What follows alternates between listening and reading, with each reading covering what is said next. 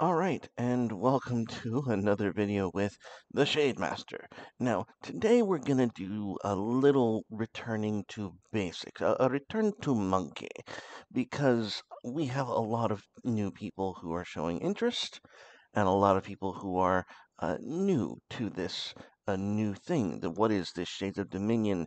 What does it mean? Why is it here? Uh, WTF.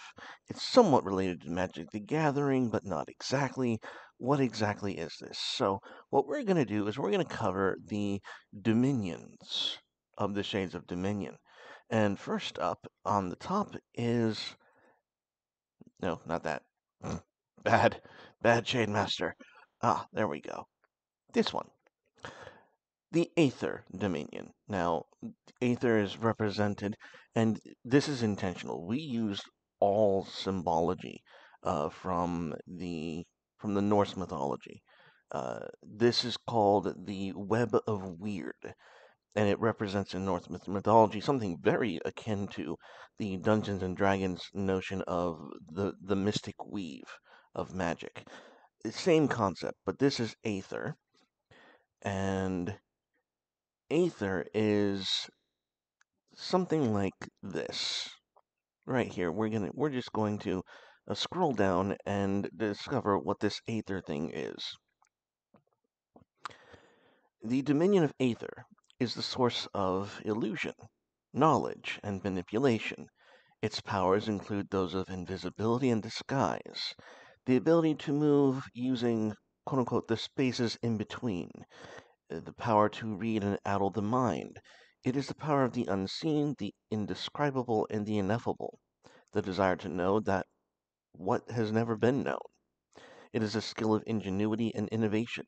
It is the need of discovery for its own sake, the yearning to free oneself from all corporeal ties and cares, the hunger for freedom to soar among the firmament made manifest, the frightening powers of logic and deduction used with utmost precision. And for all that promise, you will be transformed into a distant personage. You will sacrifice intimacy for absolute certainty. You will trade the spotlight for your own solitary genius. You will never be intimidating or respected for your power. You will always trade in secrets, lies, and half truths. You will feel more comfortable with objects more than persons.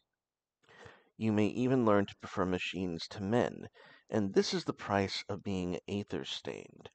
And that is just a very brief introduction. Now, when you make your Shade Mage, these dominions have particular attributes that they rule over, and Aether rules over illusion, knowledge, and manipulation. These are attributes, these are stats. Your scores in these stats will determine things like your shade capacity, how strong, how much shade your spells can possess, and it also will dictate where your library points are put. And your library points are basically what you spend to craft and create new spells, especially at character creation. You will use your starting base of uh, library points to craft your first spells at character creation. So your points in those three will determine which spells you specialize in. And of course, these attributes here below are also part of the scores for your basic skills. Skills like acrobatics, skills like perception. These will contribute to those scores, as will many others from other dominions. Okay, and the next dominion that we are going to cover is going to be the destruction. No, not destruction. That's out of order. We're going to do corruption. Corruption is the next dominion because it's alphabetical and I'm autistic that way. This is a Norse symbol for forgive me if I mispronounce it. No, you know what? No, I'm not going to pronounce it at all. That would probably disrespect the source lore. But this represents the world serpent, the one from the waves who will come and devour the world. And he is represented by what is known as corruption. And when I say corruption, I mean this little doodad up here. The corruption. The dominion of corruption is the source of ambition, darkness, and death. It is the motivation to stoop low enough to pick up power regardless of the cost. It is the need to terrify and humiliate your friends and foes. With it, you will have the satisfaction of knowing you hold the lives of your enemies in your hands. You will be able to power your spells with blood. You will be able to command the very shadows. Eldritch power will itch at your fingertips. Mortal wounds will be as but mere scratches upon your coil. The dead will rise to do your bidding. Demons will whisper secrets into your ears. You will be able to rip horrors from your enemies' minds, and they will serve at your side. You will have the hunger and means to satisfy your every desire. And for all that promise, you will treat everyone you meet as objects to your own ends. You will have to hide your true self from the innocent, naive masses. You will hide yourself from the light of day. Your bizarre connection to death will cast a macabre tone to your dealings with the rest of society. Your drive to get the job done will leave a trail of innocent lives in your wake no amount of money or power could hide. Sounding familiar? This is the price of being corruption stained by the shade. Now, of course, as most of you read earlier, the attributes of corruption are ambition, darkness, and death. And again, your scores in these things will represent your ability to power your how strong your spells are, and your library points also in these different attributes. Each of these attributes has their own spell list, their own individual spell list. They each do different things. And again, ambition, darkness, and death are also dispersed in your skill sets. So these will contribute to your skill scores. Moving on. Next, we have the Dominion of Destruction, which of course we covered briefly earlier before I went to corruption instead. But continuing on, destruction is represented by what is most commonly known as Thor's hammer. No, I'm not going to pronounce that one either. This one is called the Dominion of Destruction, and it looks something like this here. And destruction is the source of chaos, combustion, and passion. It is the fiery explosion. It is the smashing of finery. It is the bloodlust of battle. With this dominion, you can erupt flames from your clenched fist. It is the adrenaline flowing through your veins. It is the inspiration of the battle cry. It is the broken bottle in a bar fight. You will be fearsome and intimidating. You will also have the power of persuasion, the ability to share your ideals and call others to action to further your ends. You can temporarily convert enemies to your cause. That same source of inspiration can rally your troops, causing hatred for the enemy. Your troops will jump to their feet even after being severely wounded in the fight. You can gather the energy to assail your foes with multiple devastating attacks in quick succession. And if that were not enough, there is a lustful charm to it all. And for all that promise, you will be an erratic psychopath with an itchy trigger finger and a glass ego to boot. You will ruin all the best laid plans in your wake. You will be known as an unreliable arsonist, a rebel without cause or remorse. Your emotions will be as random and intense as a spoiled child, and those around you will adapt accordingly. This is the price of being destruction stained by the shade.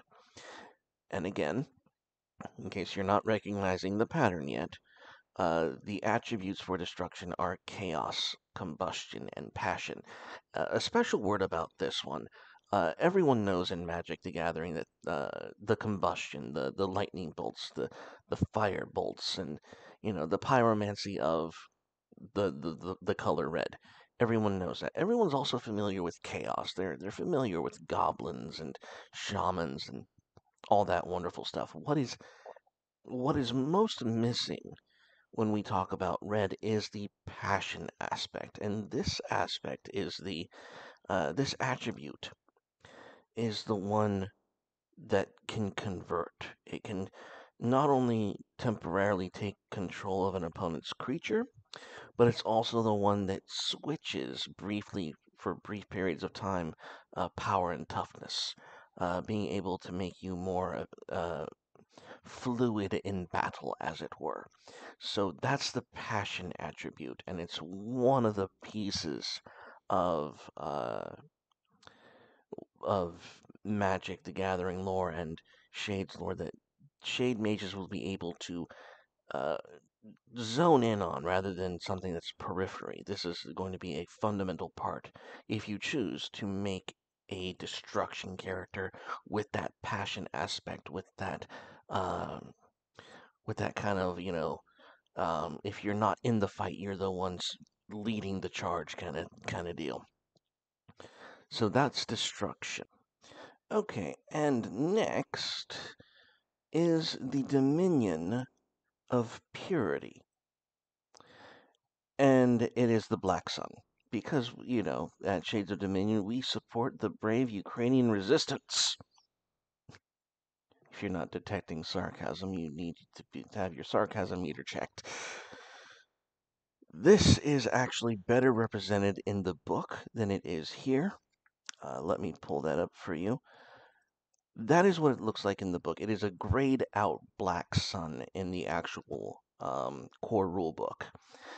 Because I actually like this better. I wanted a more white aesthetic. I wanted a more ivory kind of aesthetic to it all. I didn't. The contrast with black and white was just too dark. I wanted something more, um, something that would actually represent something like a sun. So that was just the direction I went with it. So the Dominion of Purity. The Dominion Purity is the source of light, order, and protection. It possesses the powers of healing and refreshment. It specializes in the ability to protect from harm. It is the power that establishes rule of law. The holy flames of justice will lash back at your foes. Impenetrable unseen shields defend against foreign attacks. Soldiers Soldiers stand in organized phalanx formations at your command. Your shield gleams with supernal glory, deflecting both spell and blade alike. Your soldiers bolster, encourage, and defend one another. You can banish enemies for the time needed to make peace with their fellows, and then deal with them when they arrive empty handed. At a moment's notice you can reveal your divine nature and take to the heavens with angels' wings. You can restore health to the wounded and return the artifact to shining brand new glory. For all that promise, you will forever remain an idealistic fool. You will always tell the truth even to those who will use it against you. Your naivety will cause your powers to harm the innocent. Worse yet, you will alienate your allies by demanding they live up to your impossible standards and expectations. You will be a neat freak, and you will even abstain from a just cause because the battle lacks honor.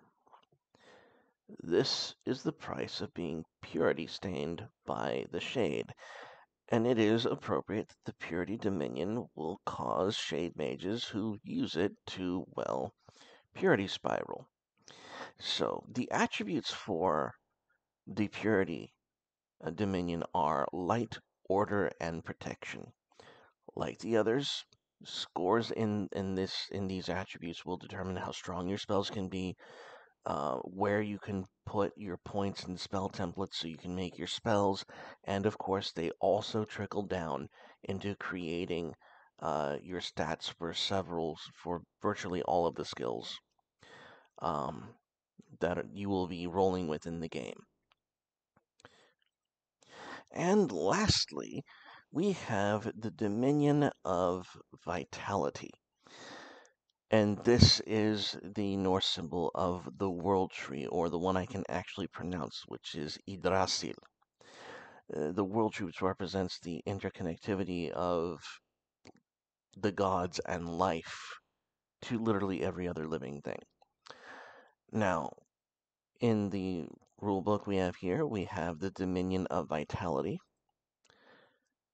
And the Dominion of Vitality is the source of growth, instinct, and nature.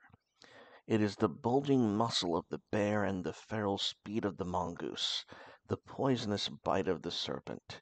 It is the ensnaring vines that choke and hold. It is the trained quickness of muscle memory. It is the evolutionary force that adapts and survives. It is the killer instinct that smells fear. It is the keen ear that can find you by your heartbeat alone. It is the communion with the beast without and the beast within. It is the refilling of lost resources, the shade especially. But most interesting of all, it is the rejection of the shade, a hunger to revert to a simpler time before the shade was, a time where nature and its merits ruled over all rather than shortcuts and cheap tricks. And for all that promise, you will be alone. You will never bargain for what you can take by force. Your poisonous touch will alienate ally and foe alike. You will reject and destroy advanced technology, and despise the ability to restore the shade within and, and despite the ability to restore the shade within shade vessels, after your task is done, you will cleanse the shade from you and your party. This is the price of being vitality stained by the shade. I made the Vitality Dominion to be one of the most intensive anti-shade dominions because it does have and possess that power of revitalizing the shade. So as so you will see in the Vitality Dominion many shade afflictions where the Shade Mage who uses Vitality will be far more inclined to use spells to deactivate the shade. And so here we have for the Vitality Dominion its attributes, which are growth, instinct, and nature. Uh, Again, your skills, your scores in these attributes will determine the power level or how powerful your spells can be, and it will determine which spell templates you can take to build your spells with, and these scores will contribute to your overall skills in the skills list. And that pretty much finishes up um, what the dominions are and what they represent and what they mean and how they interplay. At a later time, we will be discussing how each of these attributes plays into the skills, and you will be able to get a better idea as to what character creation looks like in the interim. But for right now, that was just a brief overview of uh, the Shade Dominions and the aspects that they rule over. And I hope you enjoyed it, and I hope it's created some ideas, some ways that you could mix and match any of these dominions into something that is fun and unique. I hope that finds you well, and if you can, go throw some shade. Bye bye.